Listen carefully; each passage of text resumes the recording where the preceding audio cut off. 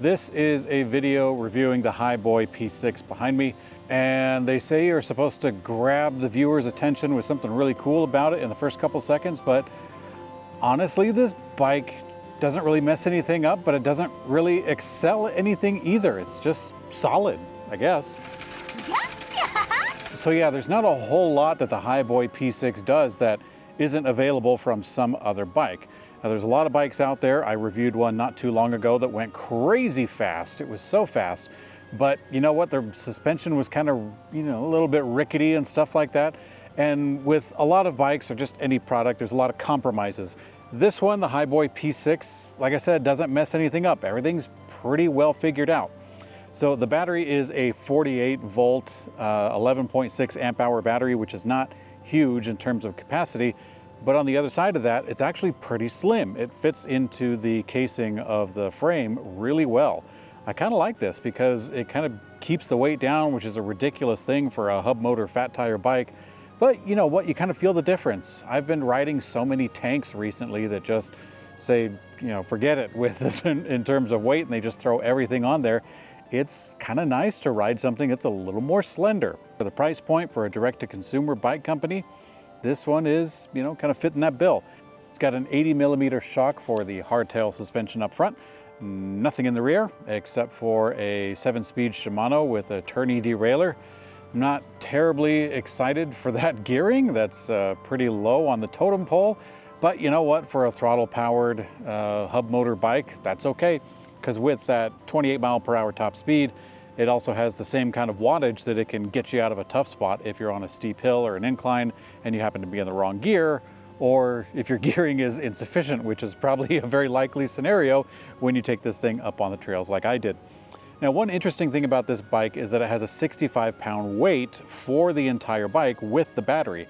And again, for its class, that's really good. For 65 pounds with the battery, somewhere around 59 pounds or something like that without the battery, that's pretty slender. Now, that top speed of 28 miles per hour, you're realistically not going to use that if you're out on the trails, and honestly, I don't think you should in most cases. That's the kind of utility that you would get on the road. As far as road accessories, this bike doesn't come with much of anything. It has a front light that is integrated into the battery. That's pretty slick, but it doesn't come with fenders. It doesn't come with a rear rack or a rear light for that matter. Now, regarding the control of the bike, the steering is pretty good. Got some wide set of handlebars to help you get good control on the bike. You can get that seat nice and high so that you can get some good feedback. And overall, the balance is decent, again, for its class. Now, I wouldn't want you to think this is too much of a mountain bike. I mean, check out that saddle. It's got the springs in the back. It's nice and wide. This is clearly a saddle that is kind of oriented towards sitting down and throttling, and that's okay. So this bike, although it kind of has like a touch of that actual mountain bike use, again, a touch, I would definitely say that this is more for the person who wants a bike that is kind of aggressive looking or capable of some maybe just a little bit of fire roads or campground kind of territory, not so much the kind of single track stuff that you see other bikes can perform in. So the Hiboy P6 does fit my physical size pretty good. And as far as I could tell, no options on frame, this one. And they have a listing on their site that says it'll fit someone down to like 5'3" or 6'4" or something like that. I think that's a little bit optimistic. I would definitely, scooch those up a couple of inches or down a couple of inches, depending on which side. I'd say it's probably somewhere around like 5'5" to maybe 6'2". Or myself, I'm 6 feet tall, and I'm pretty comfortable on this bike. So it might be okay for someone who's 6'3" or possibly 6'4", but on the lower end, that high step over for the top tube, that's going to be a significant challenge for someone who is on the lower end of that height spectrum. So definitely keep that in mind. And one last thing about that balance stuff, this is a hub motor bike. So in the back of the bike, you got a 750 watt motor. That's fairly heavy in terms of motor size, but you know what, that comes with the territory. I don't think it's surprising for anyone looking at a bicycle that's at this price category. But yeah, that 750 watt motor can certainly handle the wattage that's going through it for the top speed. But some interesting things that I noticed on their website, I was quite pleased that I saw they put the 750 watt continuous rating, because some other less scrupulous companies, just varying degrees, might put in a peak rating or something like that and say our motor does, some goofy number like 1261 watts peak or something like that. But no, Hiboy kind of kept it simple in that manner. But looking at their website, there were, some funny things on there. They say that these are puncture resistant tires. Now, I haven't cut these ones open myself, but I've seen these tires on plenty of other bikes, and I have not seen them listed as puncture resistant.